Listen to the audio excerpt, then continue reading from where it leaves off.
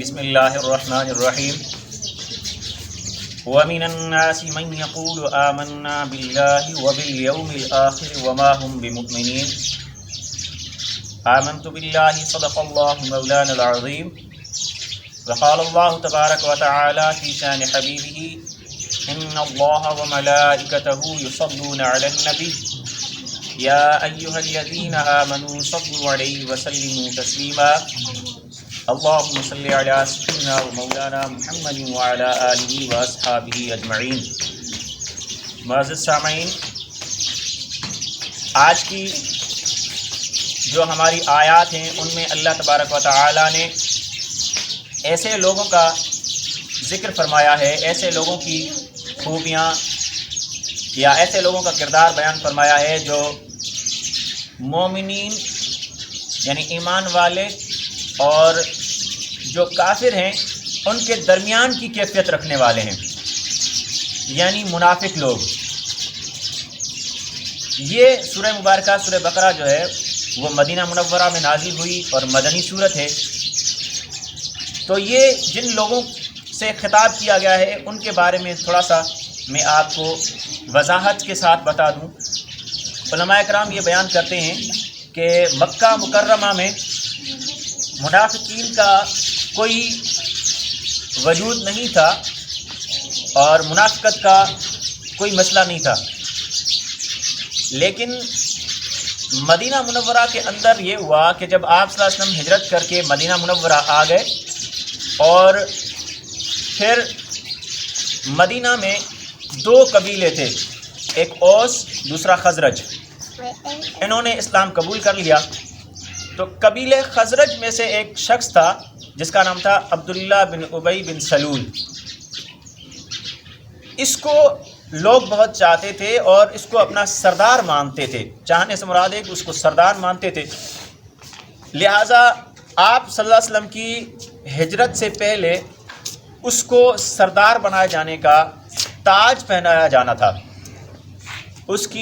کو تاج پہنانے کی رسم ہونی تھی، لیکن جب آپ صلی اللہ علیہ وسلم مدینہ منورہ تشریف لائے اور اوس اور خزرج کے قبیلوں نے اسلام قبول کر لیا، وہ مسلمان ہو گئے دونوں قبیلے، تو اس کی جو سرداری تھی وہ ختم ہو گئی، رہ گئی، اور تمام لوگوں نے آپ صلی اللہ علیہ وسلم کو اپنا سردار مان لیا، آپ صلی اللہ علیہ وسلم کو اپنا جو ہے وہ رہنما مان لیا، اور آپ صلی اللہ علیہ وسلم نے پھر وہاں آس پاس کے جتنے بھی لوگ تھے، آس پاس کے جو علاقے تھے، اور یوں کہہ لیں کہ آس پاس کے قبائل جو تھے ان سے معاہدے وغیرہ بھی کر لیے، تو گویا آپ صلی اللہ علیہ وسلم کو اللہ تبارک و تعالی نے ایک لحاظ سے سرداری عطا فرمائی۔ تو عبداللہ بن ابی بن سلول جو تھا اس کو یہ بہت برا لگا اور اندر ہی اندر سے وہ انتقام لینا چاہتا تھا، لہٰذا وہ اور اس کے جتنے بھی ساتھ دینے والے تھے انہوں نے یہ کام کیا کہ بظاہر مسلمان ہونے کا ناٹک کیا، اور مسلمانوں کے پاس جب جاتے تو وہ کہتے تھے کہ ہم مسلمان ہو گئے ہیں، اور ان کی باتیں جان کر پھر وہ آ کر عبداللہ بن ابی سلول کو یا جو بھی اسلام کے مخالف لوگ تھے ان کو بتاتے تھے، اور ان منافقوں میں اکثریت جو تھی وہ یہودیوں کی تھی، کیونکہ جس قبیلے سے عبداللہ بن ابی تعلق رکھتا تھا اس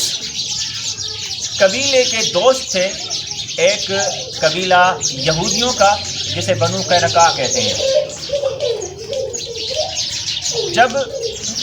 ان لوگوں نے مسلمان ہونے کا یہ ناٹک کیا اور بظاہر آ کر مسلمانوں سے یہ کہا کہ ہم مسلمان ہو گئے ہیں اور ہم نے یہودیت چھوڑ دی ہے، تو اللہ تبارک و تعالیٰ نے ان لوگوں کا ذکر فرمایا، اور اللہ تعالیٰ نے کیا فرمایا؟ اعوذ باللہ من الشیطان الرجیم، بسم اللہ الرحمن الرحیم۔ وَمِنَ النَّاسِ مَن يَقُولُ،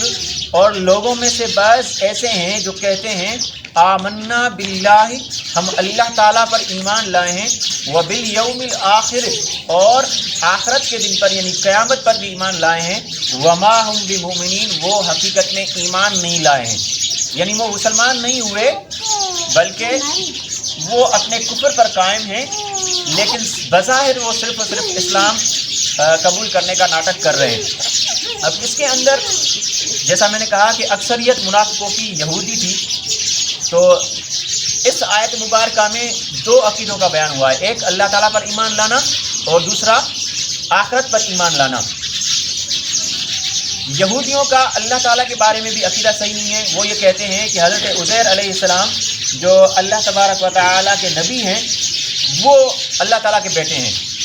جبکہ صحیح عقیدہ یہ ہے کہ حضرت عزیر علیہ السلام اللہ تعالیٰ کے نبی ہیں، جبکہ یہودی یہ کہتے ہیں کہ حضرت عزیر علیہ السلام اللہ تعالیٰ کے بیٹے ہیں، لہٰذا وہ شرک کرتے ہیں۔ اور دوسرا ان کا عقیدہ کیا ہے آخرت کے بارے میں، یہودی یہ کہتے ہیں کہ جنت میں یہودیوں کے علاوہ اور کوئی نہیں جائے گا،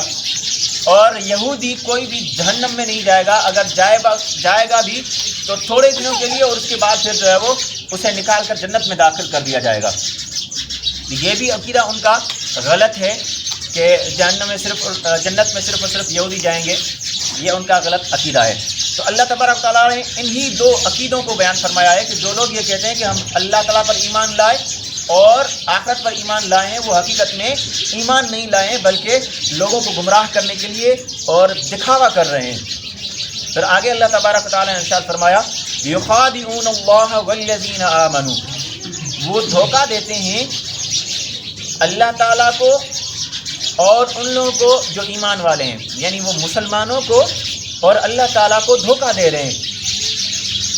وما یخدعون الا انفسهم وما یشعرون، اور حقیقت میں وہ کسی اور کو دھوکہ نہیں دے رہے بلکہ اپنے آپ کو دھوکہ دے رہے ہیں۔ وہ یہ سمجھتے ہیں کہ ہم مسلمانوں سے چھپا کر کافر رہیں گے اور پردے میں مسلمانوں سے چھپ چھپ کر مسلمانوں کے خلاف سازشوں میں ملوث رہیں گے اور ہمیں کوئی نہیں جان سکے گا۔ اللہ تبارک و تعالیٰ نے ان کے اس کفر کو اپنے نبی صلی اللہ علیہ وسلم پر اور اپنے نبی صلی اللہ علیہ وسلم کے ذریعے تمام مسلمانوں پر ظاہر کر دیا کہ جو لوگ آ کر یہ کہتے ہیں کہ ہم مسلمان ہو گئے ہیں وہ مسلمان نہیں ہیں، لیکن وہ جو دھوکہ دہی کر رہے ہیں انہیں شعور بھی نہیں ہے، احساس بھی نہیں ہے کہ اس کا نقصان ہمیں پہنچ رہا ہے۔ اب وہ نقصان کیسے پہنچتا تھا اگلی آیت میں بالکل واضح طور پر بتا دیا گیا ہے۔ اللہ تعالیٰ نے ارشاد فرمایا فی قلوبہم مرض، ان کے دلوں میں بیماری ہے، فزادہم اللہ مرضا، تو اللہ تعالیٰ نے ان کی بیماری کو اور بڑھا دیا، ولہم عذاب علیم بما کانوا یکذبون، اور ان کے لیے دردناک عذاب ہے کیونکہ وہ جھوٹ بولا کرتے تھے۔ تو جو دھوکہ وہ حقیقت میں خود کو دے رہے تھے وہ یہ تھا کہ جب وہ مسلمان ہونے کا ناٹک کر کے مسلمانوں کے پاس جاتے تو اللہ تبارک و تعالی مسلمانوں پر احکامات نازل فرماتا تو وہ انہیں مسلمانوں کے سامنے کرنے پڑتے تھے، لہٰذا اور ان کا جو کفر تھا وہ اور بڑھ جاتا تھا۔ کفر ان کی یہ بیماری تھی، منافقت ان کی بیماری تھی، یہ منافقت اور بڑھ جاتی تھی۔ پھر جب اللہ تبارک و تعالیٰ نے مسلمانوں کو ترقی عطا فرمائی، اسلام کو ترقی عطا فرمائی، جنگ بدر ہوئی اور اس میں شاندار کامیابی ہوئی اور لوگ مسلمان ہونے لگے، تو ان کی یہ منافقت اور بڑھ گئی اور ان کا اسلام کے خلاف نفرت کی جو بیماری تھی وہ اور بڑھنے لگی۔ تو اللہ تبارک تعالیٰ نے اس کو بیان فرمایا ہے کہ ان کے دلوں میں جو منافقت کی اور اسلام کے خلاف دشمنی کی اور نفرت کی جو